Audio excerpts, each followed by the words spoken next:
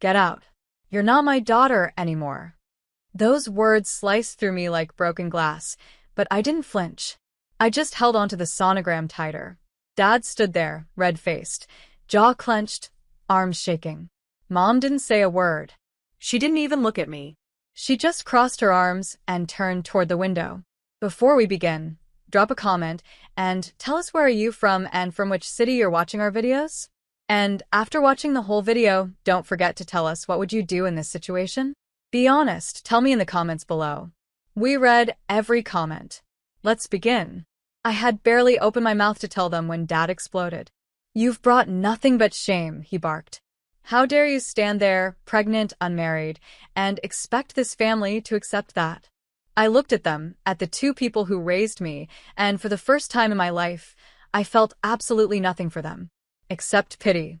I'm not asking for your blessing, I whispered. I just thought you deserved to know. Then he threw my suitcase into the street like I was garbage. No hesitation. No goodbye. The sound of it hitting the sidewalk was louder than his yelling. I picked it up slowly, hands trembling.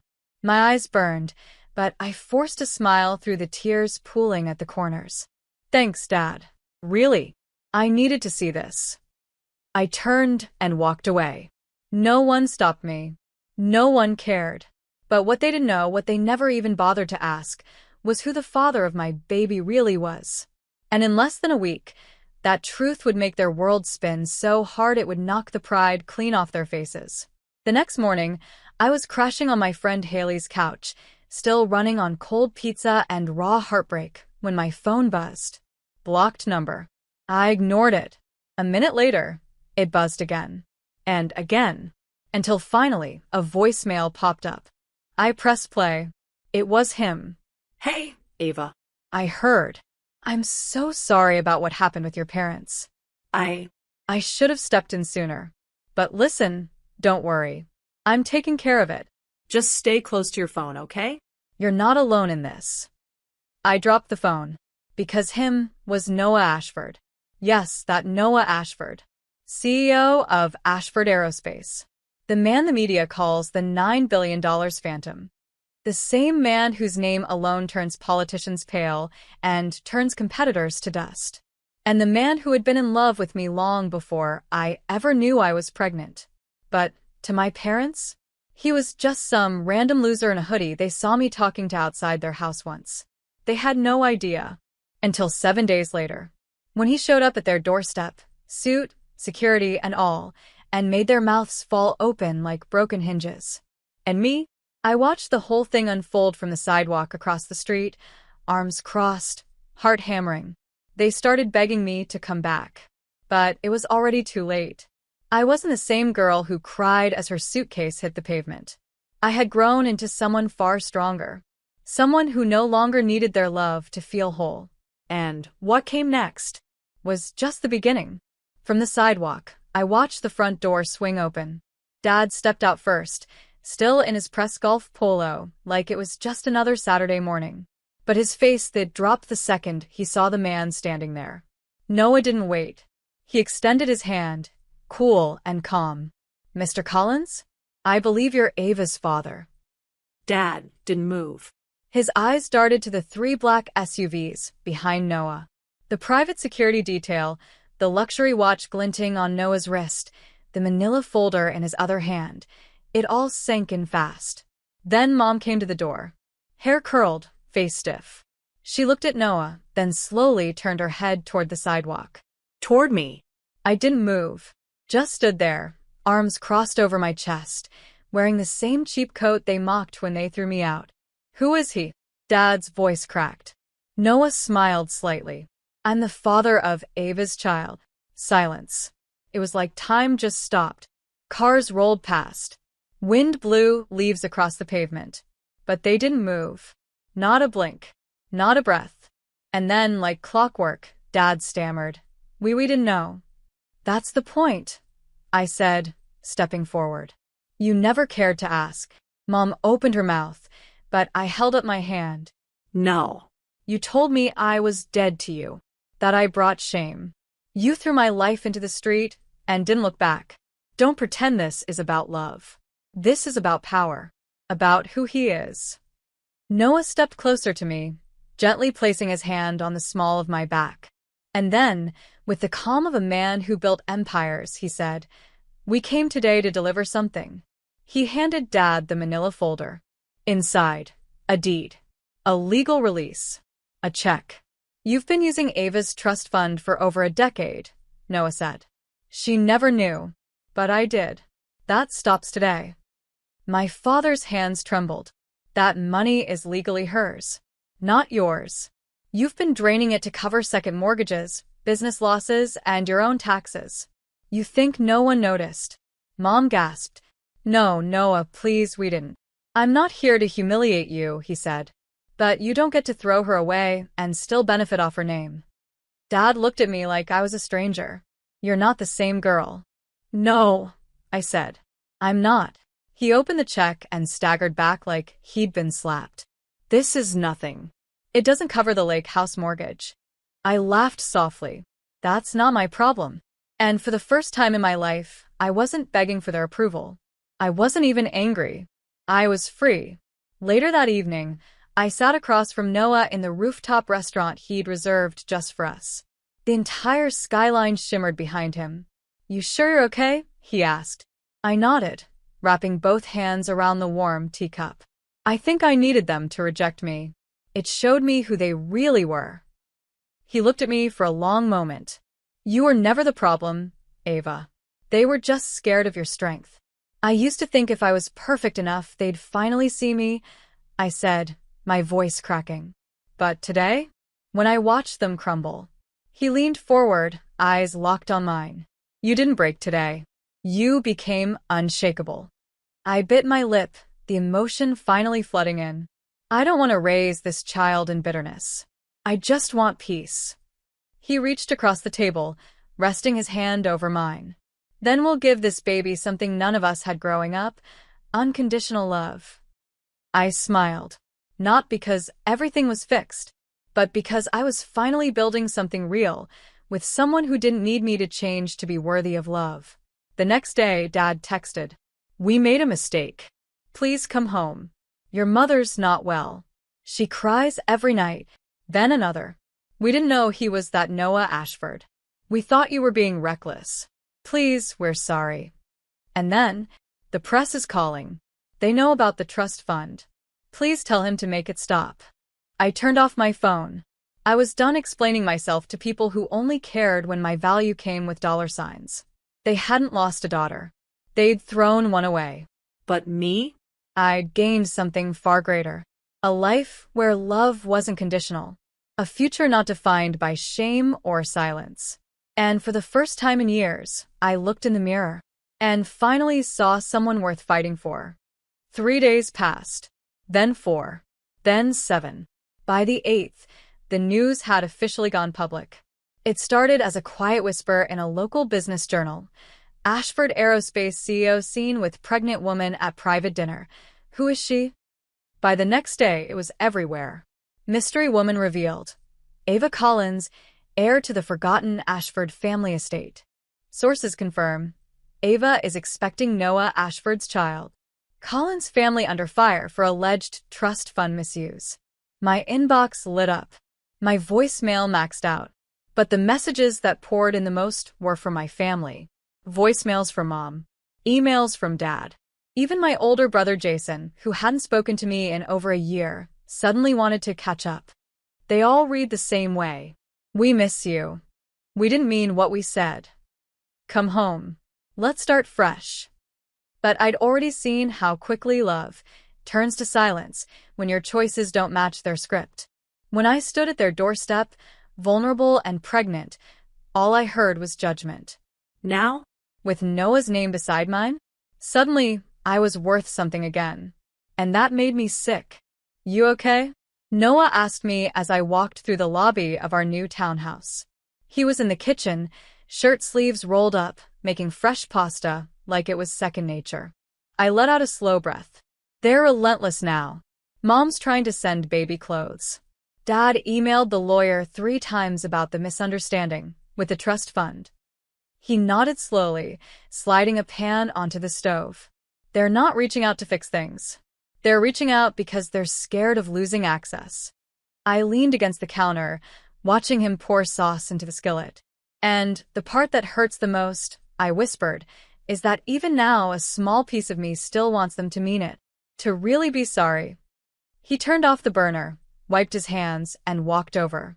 Ava, love doesn't look like what they gave you. What they did was transactional. If you were valuable, you were welcome. If not, you were disposable. Tears stung my eyes. I tried to blink them away. Then why does it still hurt? I asked, voice barely above a whisper. Because you're human, he said, placing a hand over my stomach. But you're also a mother now. And that pain? It's the compass showing you what not to pass on. Later that week, I finally agreed to meet with just one person from my past. My grandmother, Margaret. She'd always been the quiet one at family gatherings, rarely raising her voice, rarely choosing sides. But when she called and simply said, "I owe you an apology," something told me to go. We met at a small park bench, far from the country club she usually frequented. She wore a knitted shawl, her silver hair tied back, her eyes tired but sharp. "I won't waste your time," she said immediately. "I didn't speak up the day they threw you out, and I've regretted it every single night since." I sat, stunned. I don't know what to say. "You don't have to forgive me," she said. "But you do need to know something. When your mother got pregnant with you, she was terrified. She wasn't ready. And your father? He only married her because his father threatened to cut him off if he didn't do the right thing." I froze. I never said anything because it wasn't my story to tell. But now, I see the cycle repeating. Except you. Ava, you broke it. I blinked fast. How? Because you chose your child. You didn't let fear drive you. You didn't make excuses or ask for pity. You stood tall, even when it cost you everything. Her voice cracked. "They'll never admit it, but you're stronger than all of them." That night, back at home, I sat on the edge of the bed, holding the tiny hand-knitted booties Margaret gave me. They were made of soft gray yarn, just like the ones she used to knit for us as kids. For once, I didn't feel like I had to defend myself. I just felt seen. That's when Noah walked in, holding a folder. He handed it to me. "What's this?" "A project I've been working on," he said. "For our future." I opened it slowly. Inside were designs, permits, and blueprints. At the top, the Ava Center, a shelter for single moms and expecting women. My hand flew to my mouth. "I know what it felt like to be alone," he said quietly. "I watched you get kicked out of your home. You shouldn't have had to face that without support." I couldn't stop the tears now. "This isn't just for you," he continued. "It's for every woman who's been made to feel like she was less because of her circumstances." I hugged him so tight, he nearly dropped the folder. In that moment, I realized my story wasn't ending with rejection. It was starting with redemption. The next morning, my dad tried one last move. He showed up at my townhouse. Unannounced. Alone. No bravado. No arrogance. Just a man in a wrinkled coat, standing in the rain, holding a box. Noah stood behind me as I opened the door, but didn't say a word. "Hi, sweetheart," Dad began, his voice softer than I'd ever heard. I didn't respond. I brought some things. Your old sketchbooks. That baby blanket you loved. I thought maybe. He trailed off when he saw my face.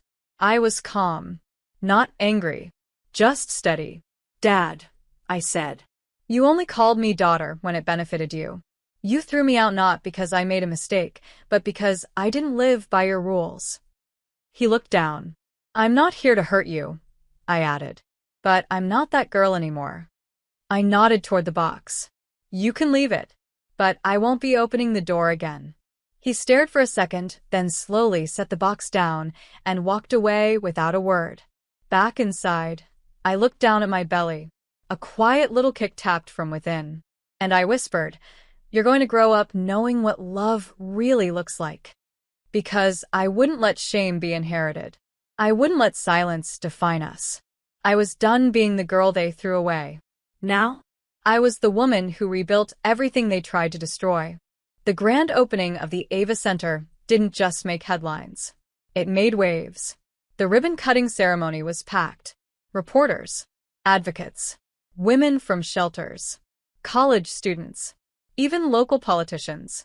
Noah stood beside me, proud and beaming. But this wasn't about him. Or us.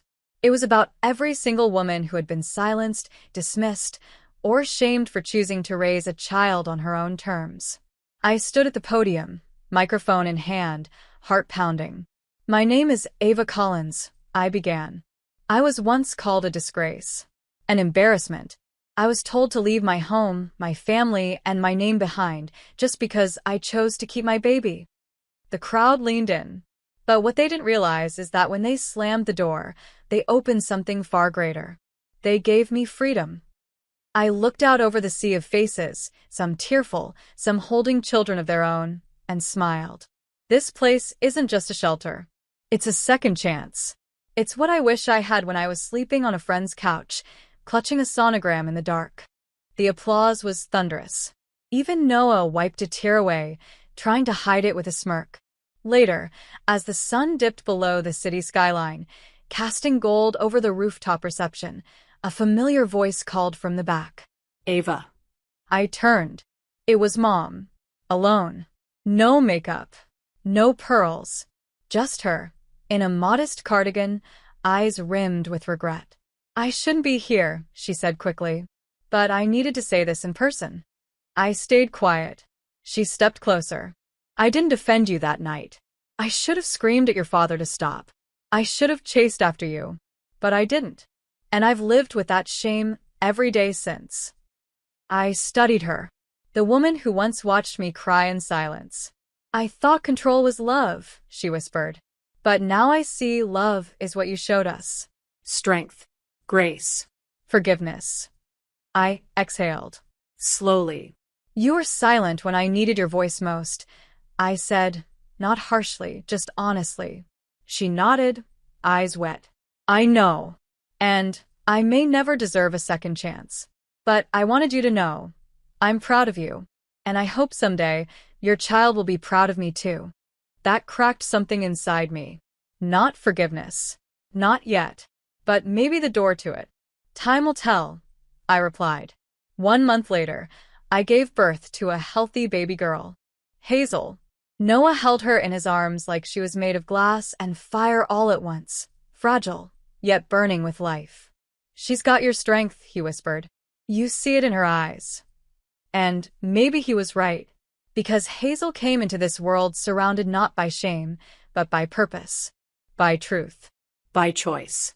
And when she's older and asks why I walked away from the only family I'd ever known, I'll look her in the eyes and say, because sometimes you have to walk away from what breaks you to become what saves you. And that was the day I stopped being their disappointment and became my own legacy.